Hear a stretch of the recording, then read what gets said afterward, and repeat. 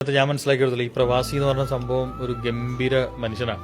എന്ന് വെച്ചാല് നമ്മളിപ്പോ ലുലുലൊക്കെ പോയി കഴിഞ്ഞാൽ നമുക്ക് കാണാം അവിടെ ഇങ്ങനെ കുബൂസ് മെഷീൻസ് ഇങ്ങനെ കുബൂസുകൾ ഇങ്ങനെ വീഴുന്ന ഇങ്ങനെ കാണാം. പലപ്പോഴും നമ്മളിപ്പോ ഒരു വെക്കേഷനൊക്കെ അവിടെ പോകുകയാണെങ്കിൽ ഈ കുബൂസ് ഒരു കൗതുകമാണ് കഴിക്കാം. കാരണം വെച്ചാൽ നല്ല ഫ്രഷ് കുബൂസ് കിട്ടുന്നു. പ്രത്യേകിച്ച് നമുക്കൊരു പെയിനും ഉണ്ട്. ഇവിടെ നമ്മുടെ നാട്ടില് ഷവർമ്മയ്ക്ക് കിട്ടുന്ന കുബൂസ് അങ്ങനത്തെ കുബൂസ് അല്ല, നല്ല വെള്ളം പോലത്തെ ഒരു ബ്രെഡ് പോലത്തെ സാധനം. പക്ഷെ ഗൾഫ് റീജിയനിൽ പോയി കഴിഞ്ഞാൽ നല്ല സോഫ്റ്റ് ആയിട്ടുള്ള കുബൂസ് കിട്ടും. പക്ഷെ ഇതിന്റെ പിന്നിലൊരു വലിയൊരു പെയിൻ ഉണ്ട്. പല പ്രവാസികളും അടിച്ചുപൊളിച്ച് ജീവിക്കുന്ന പ്രവാസികളുണ്ട്, ഇല്ല എന്നല്ല പറയുന്നത്. പക്ഷെ എങ്കിലും ഒരു ബഹുഭൂരിപക്ഷം പ്രവാസികളും ഈ കുബൂസ് തിന്നിട്ടാണ് ജീവിക്കുന്നത്.